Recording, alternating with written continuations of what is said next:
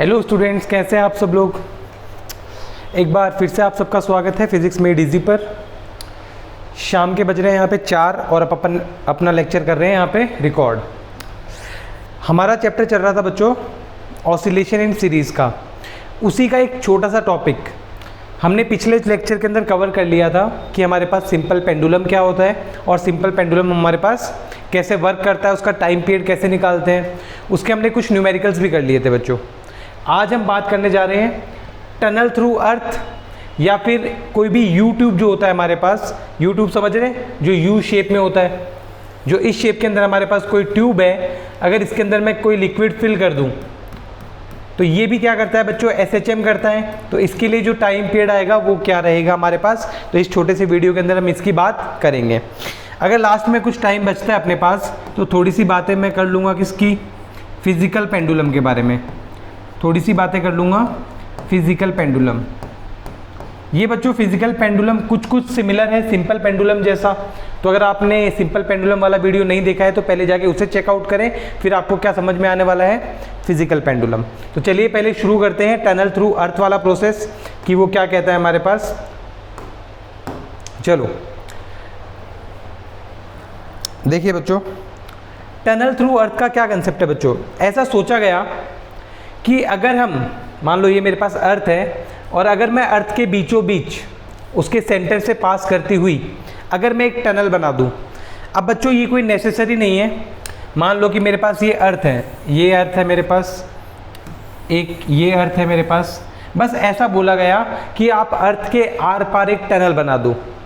आपके सिलेबस के अंदर इतना है कि वो उसके सेंटर से पास हो।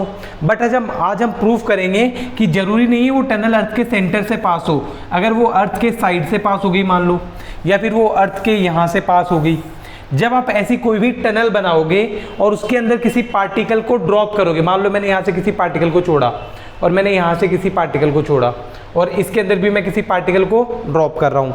जब भी आप ऐसी कोई टनल बनाते हो जो अर्थ को आर पार करते हुए जाती है, उस केस के अंदर अगर आप उसके अंदर किसी पार्टिकल को ड्रॉप करते हैं तो वो क्या परफॉर्म करेगा, वो एक सिंपल हार्मोनिक मोशन, या आप बोल सकते हो वो क्या परफॉर्म करेगा, एक एसएचएम परफॉर्म करेगा।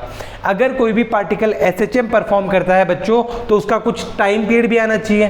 तो इस केस के अंदर हमारे पास टाइम पीरियड आने वाला है बच्चों 84.6 मिनट्स। आपको निकाल के दिखाया जाएगा कि कैसे आया 84.6 मिनट्स।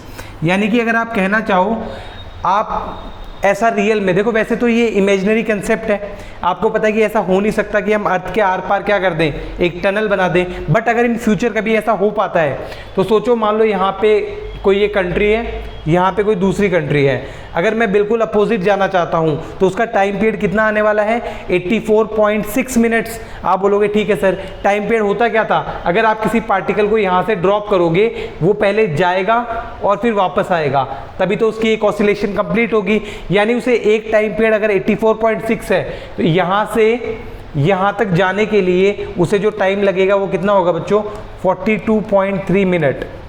यानी मैं क्या कहना चाहता हूँ कि अगर इन फ्यूचर कभी ऐसी टनल बन पाती है तो हम धरती के एक एंड से दूसरे एंड तक सिर्फ कितने मिनट्स के अंदर जा सकते हैं, 42.3 मिनट्स के अंदर। अगर इन फ्यूचर कभी ऐसी कोई टनल बन जाती है तो उस केस के अंदर हम ऐसा कर सकते हैं। और अब हम प्रूफ करेंगे कि इसका टाइम पीरियड इतना क्यों आया और हम बाकी चीज़ें करेंगे। तो चलिए बात करते हैं इसके टाइम पीरियड की। पहले हम अपन करेंगे सेंटर वाला टाइम पीरियड। क्या बच्चों आपको टाइम पीरियड निकालने के 3 स्टेप्स याद हैं? क्या आपको टाइम पीरियड निकालने के किसी भी एसएचएम के टाइम पीरियड निकालने के लिए 3 स्टेप्स हुआ करते थे? उन 3 स्टेप्स में से पहला स्टेप क्या है, सुनिए। पहला स्टेप होता था कि सबसे पहले इक्विलिब्रियम पोजीशन को फाइंड करो। क्या फाइंड करो? Find equilibrium position. और इक्विलिब्रियम पोजीशन कौन सी होती है? जहां पे एफ नेट की वैल्यू किसके इक्वल हो जाए, 0 के इक्वल। फिर सेकंड केस क्या होता था बच्चों? सेकंड केस होता था कि आपने जब इक्विलिब्रियम पोजीशन को फाइंड कर लिया है, जैसे ही आपने इक्विलिब्रियम पोजीशन को फाइंड किया, आप बॉडी को स्लाइटली डिस्प्लेस करवा दो। बॉडी को क्या करवा दो? Slightly displace. चलो ठीक है सर, दूसरी बात भी मान ली आपकी। थर्ड पॉइंट आपको क्या देखना है, जब आपने बॉडी को स्लाइटली डिस्प्लेस करवाया तो उसके पास अब एक नया एफनेट आएगा। क्या आएगा आपके पास? नया एफनेट। और जो अब इसके पास नया एफनेट आएगा ना बच्चों, ये आपको लाने की कोशिश करना है इन टर्म्स ऑफ -kx। आपको किसकी टर्म्स में लाना है इसको? -kx की टर्म्स में। अगर आपका नया एफनेट इस फॉर्म में आ जाता है तो आप बोलोगे कि मेरा टाइम पीरियड कितना हो जाएगा? 2π√m/k। आपके पास कोई भी पार्टिकल SHM कर रहा हो, वो चाहे अर्थ के अंदर कोई टनल बना रखी हो या पानी के अंदर रखा हुआ कोई पार्टिकल SHM कर रहा हो, कोई भी पार्टिकल, अगर आपको ये 3 बातें याद हैं तो आप किसी भी पार्टिकल का टाइम पीरियड निकाल सकते हो जो क्या कर रहा हो? SHM कर रहा हो। इतनी बेसिक बात क्लियर? तो हमें ये चीज़ करनी है, हमारे माइंड में कंसेप्ट क्लियर होना चाहिए कि हमें करना क्या है। तो हमें ये 3 स्टेप्स फॉलो करने हैं। यहाँ से k की वैल्यू कुछ और आएगी, वो हम यहाँ पे पुट कर देंगे। ठीक है, चलते हैं। चलो, हम निकालना चाहते हैं टाइम पीरियड, और पहले हम कौन सा केस करेंगे? डायमीट्रिकल एंड वाला। तो मैं अर्थ बना लूँ यहाँ पे एक, ये लो, ये मेरे पास क्या आ गई? अर्थ। इसके सेंटर मान लो ये इसका सेंटर है, और ये मैंने इसके एक टनल बना दी इसके अंदर। ये मैंने क्या बना दी? इसके अंदर एक टनल बना दी। ठीक है सर। अब सुनो बच्चों, जब आप किसी पार्टिकल को मान लो सेंटर पे हो, क्या आपको पता है कि सेंटर के ऊपर ग्रेविटी की वैल्यू कितनी होती है? तो आप बोलोगे सर सेंटर पे तो ग्रेविटी की वैल्यू 0 होती है। सेंटर पे ग्रेविटी की वैल्यू कितनी है? 0।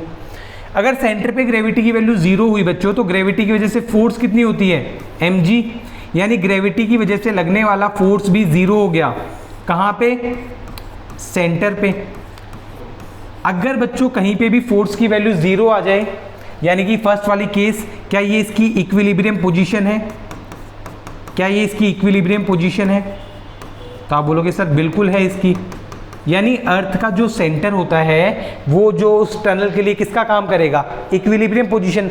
जैसे आप इसके अंदर पार्टिकल को ड्रॉप करोगे तो वो पहले नीचे फिर ऊपर, पहले नीचे फिर ऊपर, ऐसे SHM कर रहा है। तो इसकी जो इक्विलिब्रियम पोजीशन या इसकी जो मीन पोजीशन है वो कौन सी है? सेंटर वाली। और आपको पता था कि इक्विलिब्रियम पोजीशन में Fnet 0 होना चाहिए। हमने देखा कि सेंटर पे G की वैल्यू 0 होती है, तो Fnet भी कितना आ गया हमारे पास? यहाँ पे 0 आ गया।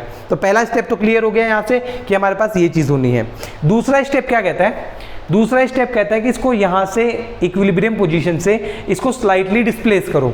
तो मैंने बोला कि मैंने इसको यहाँ भेज दिया, मैंने इसको हल्का सा धक्का दिया, तो ये कहाँ चला गया? ऊपर।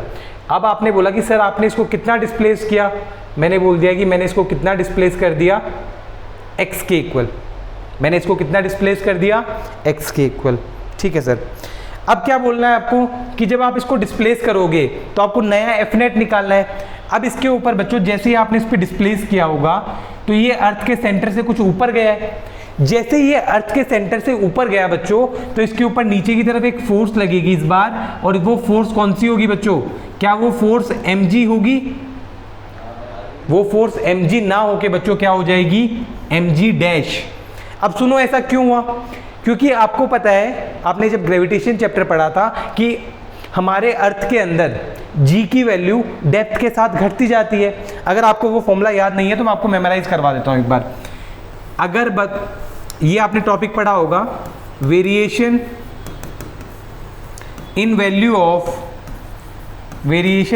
Of g due to depth, कि अगर हम अर्थ के अंदर कोई भी गड्ढा खोद के उसके अंदर जाते हैं तो g की वैल्यू पर फर्क पड़ता है, और वो g की वैल्यू पर फर्क जो पड़ता है उसका फॉर्मूला हमारे पास था बच्चों, g dash is equal to g1 minus d upon r।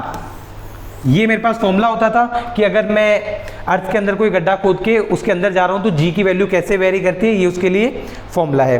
But बच्चों एक बात याद रखना, उस केस में हमारे पास क्या था, हम क्या कर रहे थे, अर्थ के ऊपर वाले पार्ट से यहाँ तक आ रहे थे, बट हमें यहाँ से यहाँ तक जाना है इस बार। यानी फॉर्मूले में थोड़ा सा चेंज करना है, हमें ये ऊपर वाला डेप्थ नहीं चाहिए, हमें नीचे वाला डिस्टेंस चाहिए। यानी हम इस d को किससे रिप्लेस कर सकते हैं, यानी इस बार हम g dash is equal to g और 1 माइनस डी की जगह हम बच्चों क्या लिख सकते हैं, r माइनस डी, क्योंकि हमें ऊपर वाला पार्ट नहीं चाहिए, हमें नीचे वाला पार्ट चाहिए, अपॉन r।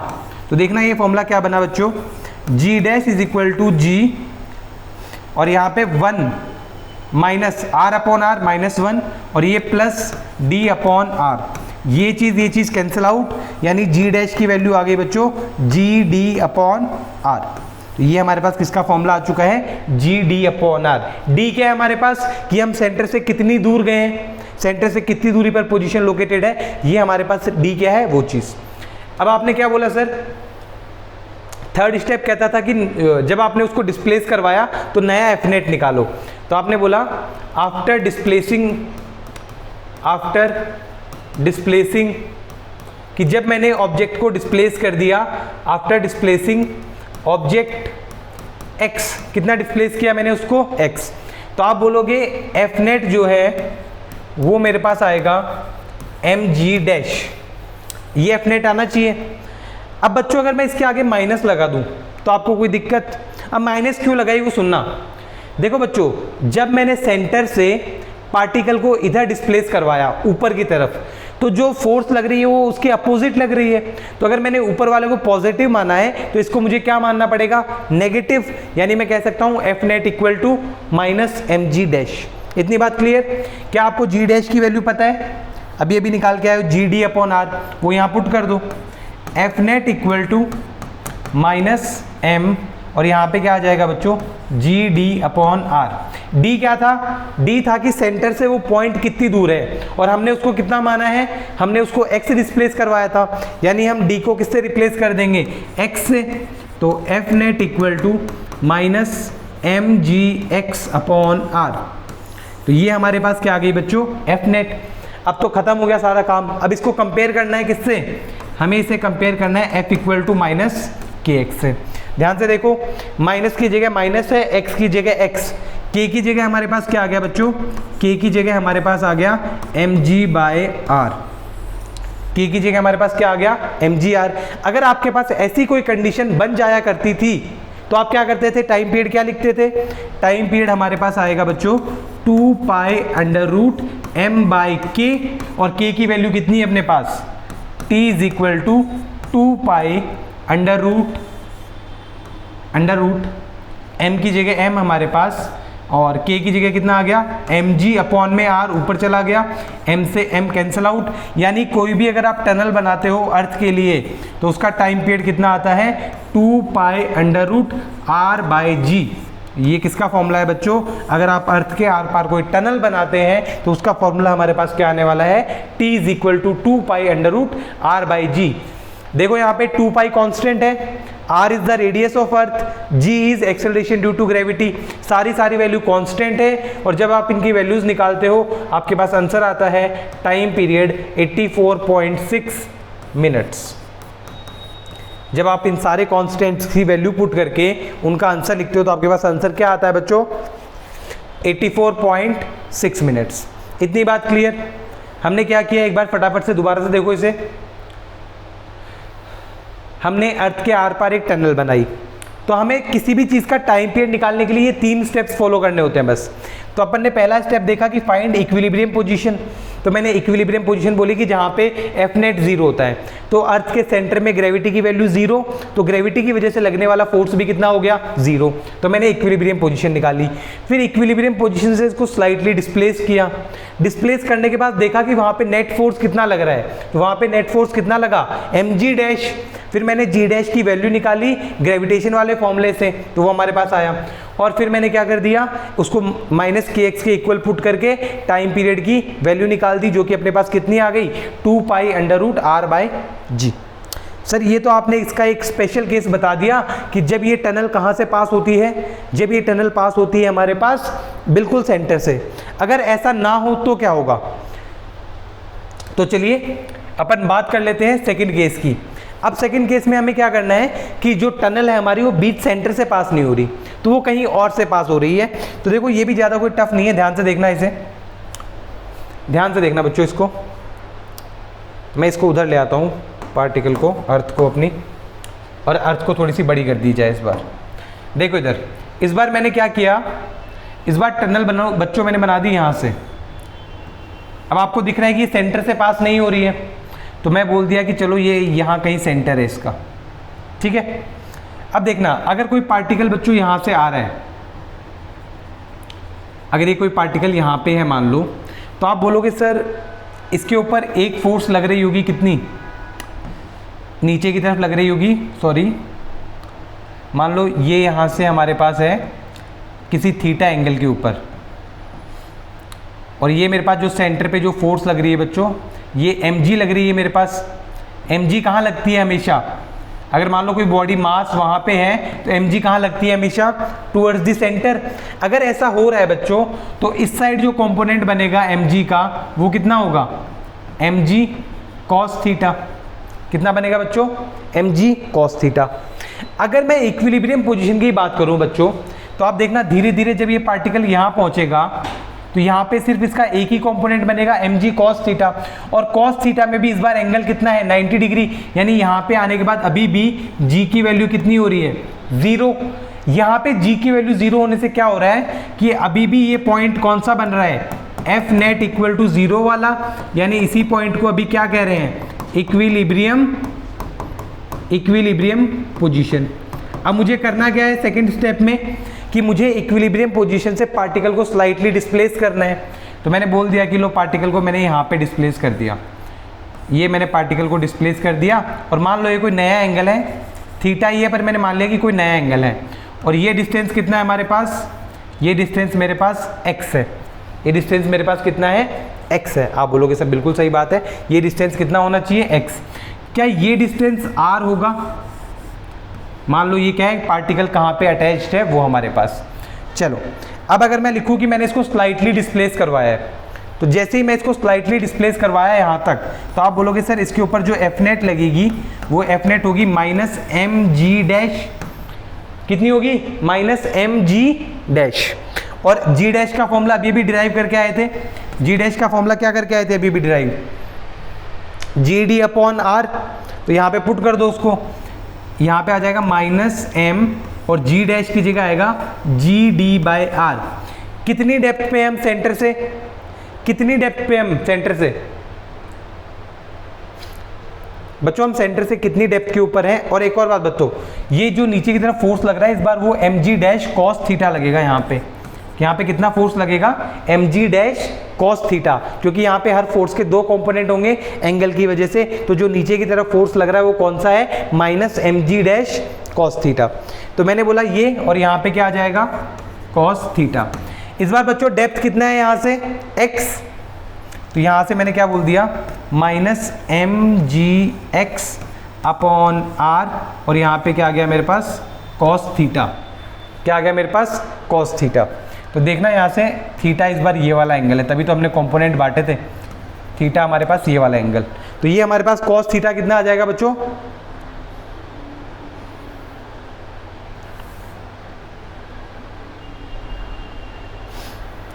कॉस थीटा हमारे पास देखना यहाँ से ये बन गया मेरे पास minus m g x upon are.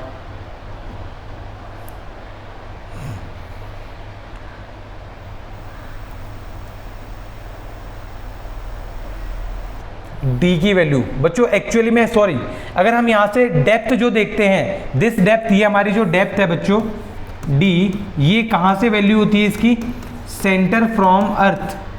कहाँ से होती है, सेंटर फ्रॉम अर्थ। अगर मैं सेंटर फ्रॉम अर्थ से इसकी वैल्यू देखूं बच्चों, तो ये x के इक्वल नहीं है, ये किसके इक्वल है, r के इक्वल। तो अब क्या करेंगे, यहाँ से हमारे पास आ गया minus m g r, okay, upon में r।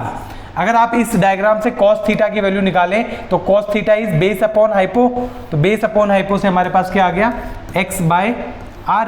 तो r से r कैंसिल आउट, यानी हमारे पास जो एफ नेट आ रही है that is minus m g x upon r. ये हमारे पास एफ नेट आ गई। अब इस एफ नेट को किससे कंपेयर करना है हमें, f इक्वल टू माइनस के एक्स। जैसे ही हमने इसको कंपेयर किया इससे, तो हमारे पास k की वैल्यू कितनी आ गई बच्चों, एम जी बाय आर।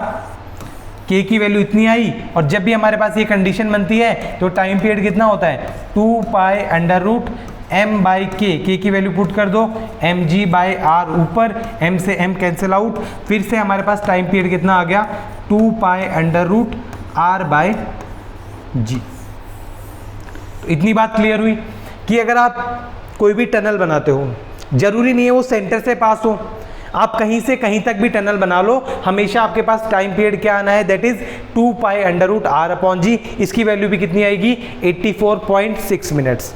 तो हमने देखा कि चाहे कितनी ही बड़ी टनल हो, सबके लिए टाइम पीरियड सेम आ रहा है। तो इसीलिए कहा जाता है कि ये जो टनल वाला प्रोसेस है ये लॉन्ग डिस्टेंस के लिए तो बेटर है, बट ये छोटे डिस्टेंस के लिए फ़ायदेमंद नहीं है, क्योंकि छोटे डिस्टेंस में भी टाइम पीरियड कितना आना है, 84.6 मिनट्स। तो ये छोटे डिस्टेंस के लिए प्रॉफिटेबल नहीं होता। अगर इन फ्यूचर कभी ऐसा हो भी पाता है तो ये सिर्फ किसके लिए होगा, लॉन्ग डिस्टेंस के लिए या फिर डायमेट्रिकली अपोजिट्स के लिए।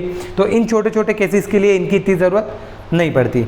तो ये हमारे पास एक कंसेप्ट था बच्चों, जिसे हम कहते हैं टनल, जिसे हम क्या कहते हैं, टनल थ्रू अर्थ।